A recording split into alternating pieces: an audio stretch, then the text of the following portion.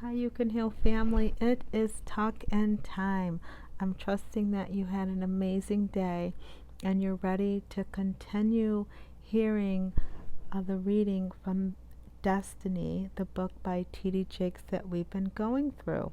If this is your first time tuning in, I'm so thankful that you are here because it is part of God's divine plan. If you have found me on YouTube and you are listening, it certainly is a part of God's plan for you.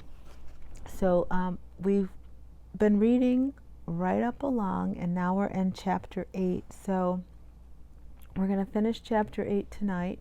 And yes, I'm reading the entire book. So if you don't own the book, it's okay. Just say a prayer for T.D. Jakes, like a video, do something where you can give back because you're getting something for free, right? So just keep that in mind and know that God's going to use this time together to move you towards your destiny, and be listening with ears to hear what the Spirit of the Lord has to say to you. Because listen, this is not a waste of your time. If you're tuning in and listening, it's because God's got something for you. So without further ado, let's get right into it. Destiny doesn't retire. I saw my dear friend Joyce Meyer teaching from a chair on television the other day and thought, no matter what malady she may be facing, she is still serving her generation and remaining productive. Talk about a message on faith. Service against all odds is proof positive that faith is not daunted by time. You and I must value the moments we have on this earth and not allow the inevitable need to change certain methodologies to intimidate us from being productive. For example, most job applications today are completed online. So if your computer skills are poor, you may have a difficult time finding a job.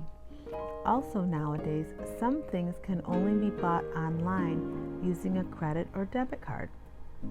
If you can only pay by cash or check, you may experience anxiety trying to buy on the internet. I never want to be like the Bible character Naomi, who had lulled her faith to sleep because she had lost loved ones and was entering into a new season. Naomi had to learn that her assignment had merely changed, not ended. It's important to recognize changed assignments. As we grow older, physical limitations may impose limits on what we hope to accomplish. All we need is the faith and determination to continue despite our challenges. It's so easy to write off the future once we get to a certain age. I was about 40 years old when I visited my aging grandmother and foolishly announced to her that I was getting old. In my mind, I was old, as I was the oldest I had ever been. She snickered at my misguided calculation and responded with words I will never forget. She looked at me and smiled. Tommy, as long as you can get up without planning it for 30 minutes, you are not old. Oh man, that's funny to me. All right, Grandma taught me in that moment that perspective has everything to do with production. Could it be possible that in order to remain productive, you may need to change your perspective? All right, hold on to that question while I sip my tea.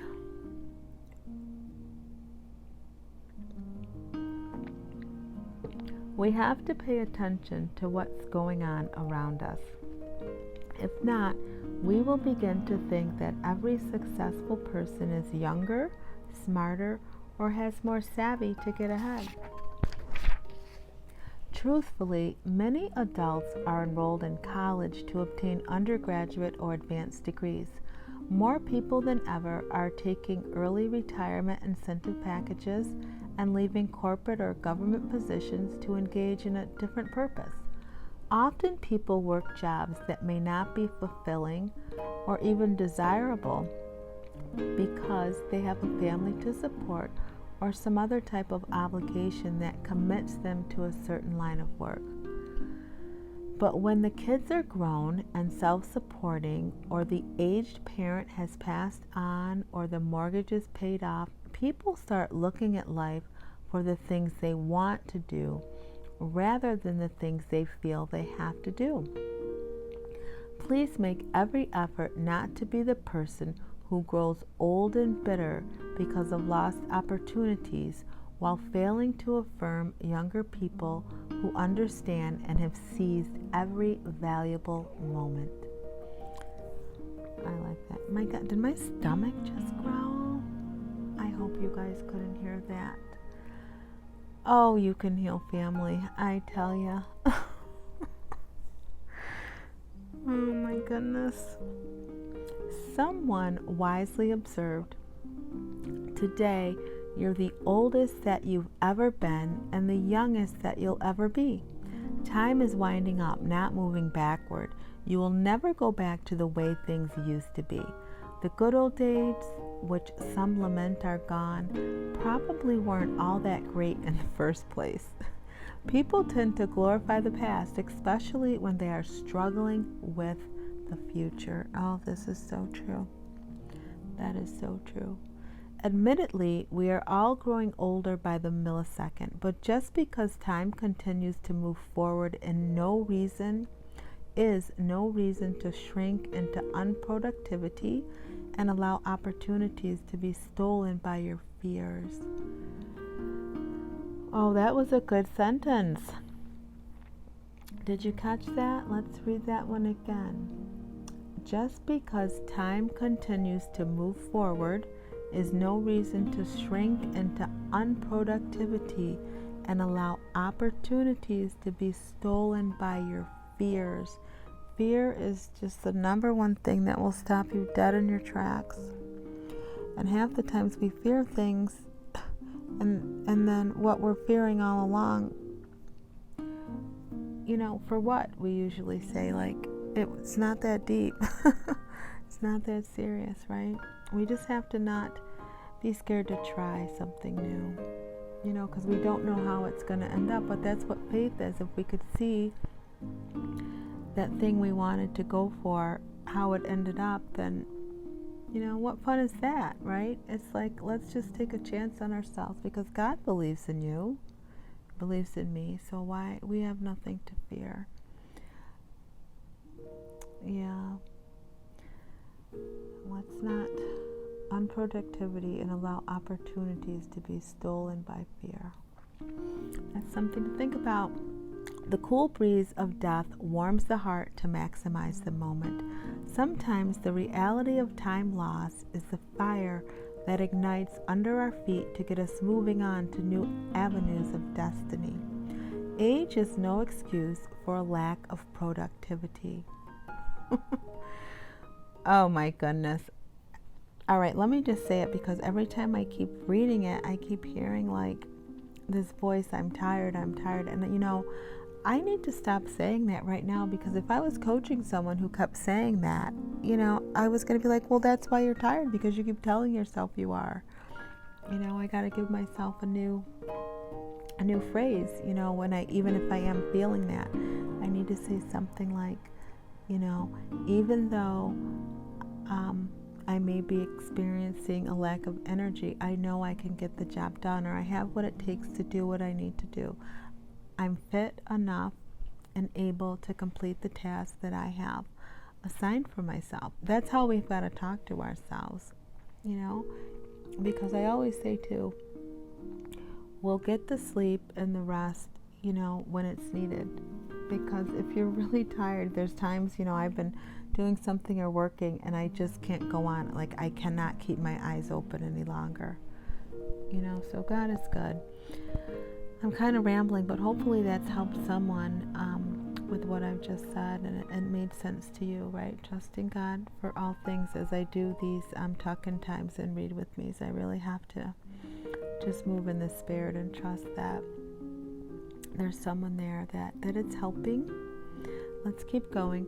We can take examples from so many people who made significant accomplishments at an age most people mark for retirement. Grandma Moses did not start painting until she was 76.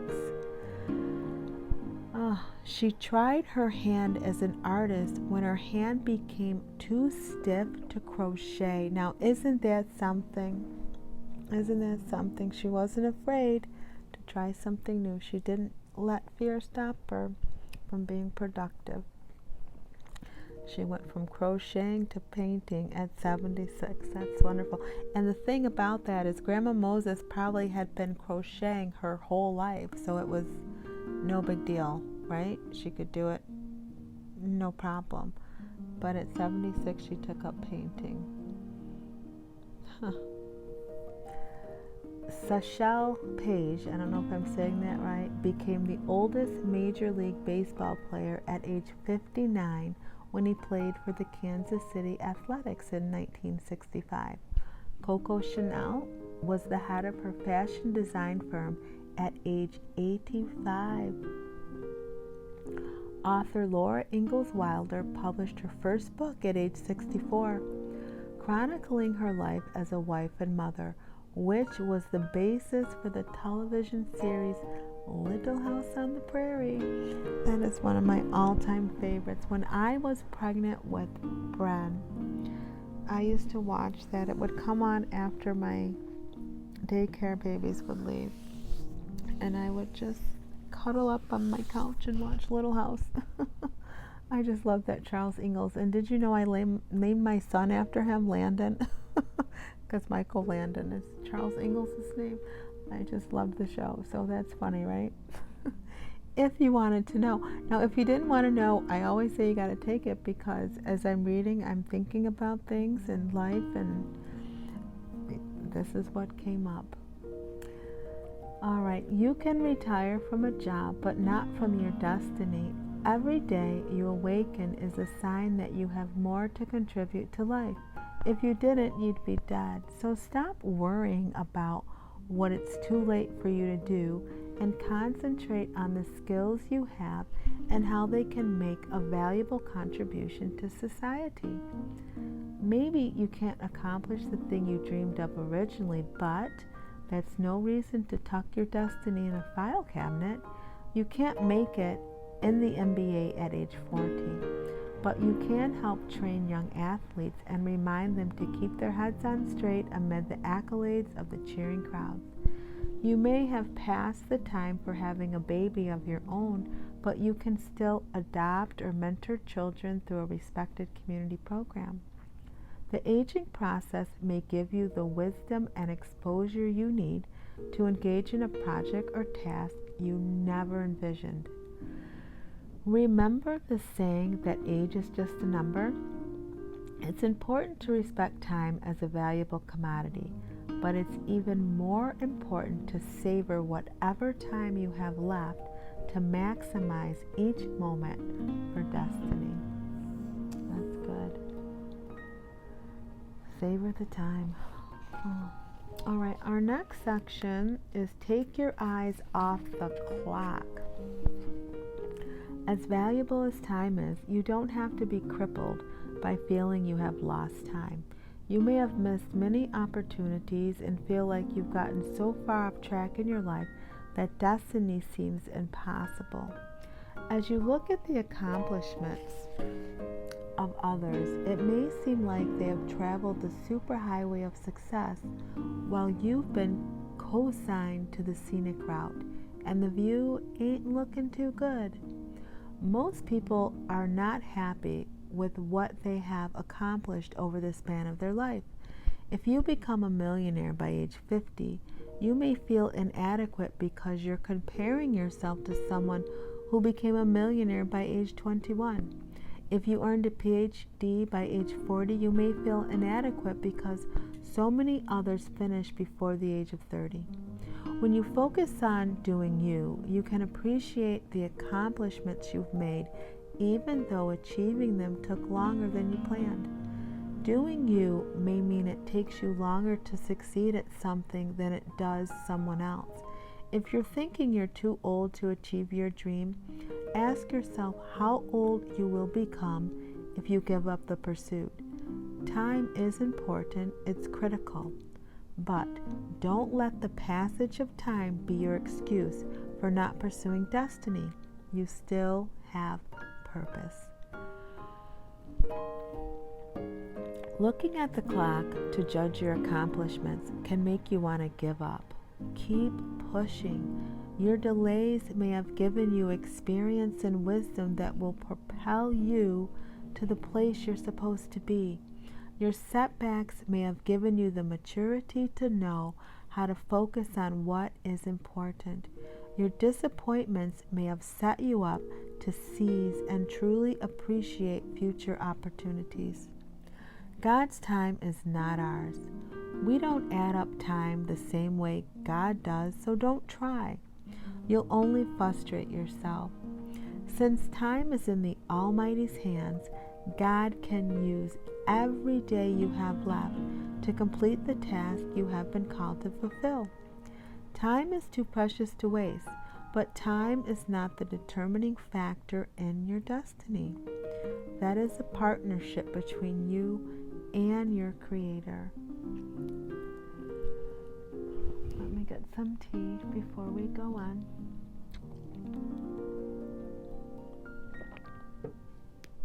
The next section is Don't Die in Your Nest. And this is our last section for tonight. And it says, in chapter 3, I discussed eagles. A mother eagle gets her eaglets out of the nest and lets them learn to fly. The day comes when every person must leave the security of the nest and pursue their destiny. However, I've known people who never come out of their nest.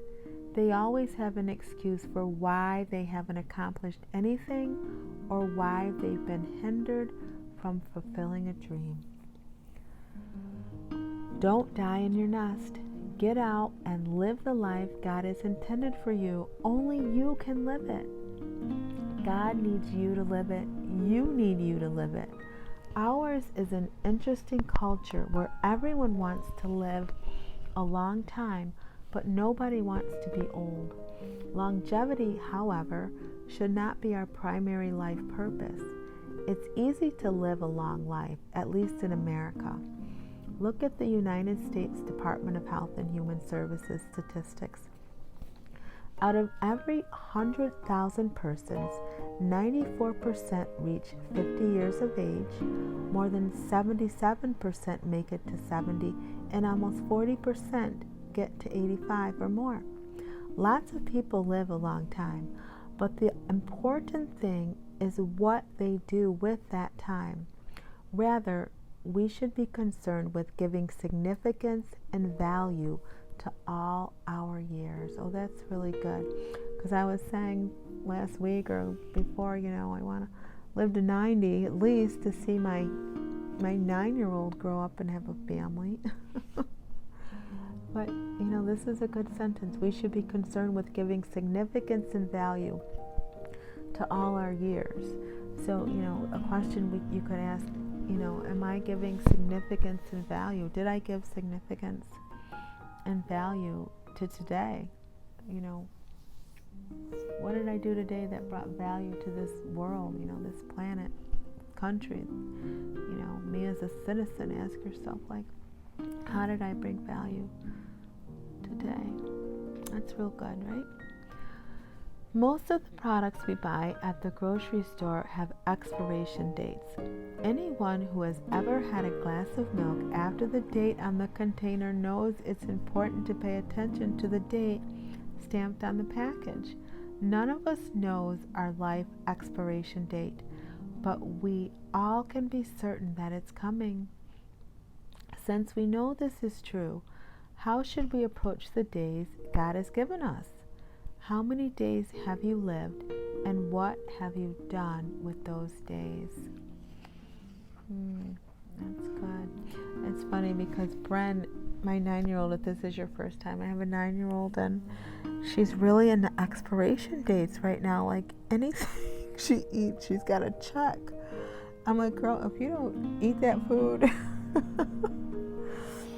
And don't let the date be getting close. Like, no, Mom, I can't eat it. I'm like, oh my gosh, Bren. So that's funny that I'm reading this and she's going through this whole expiration date. So that just really brings it home. So the last little paragraph here says, young Ruby Bridges was chosen at age 6 to integrate New Orleans' elementary schools. She had lived only about 2,200 days before showing the world the faith of a child as she marched innocently to school amid racist chants. And then I saw that movie. Did you guys see the Ruby Bridges movie? It's so good. It's so good. She was so cute walking in there, and the girls and I watched it together, and Bren really, really enjoyed it.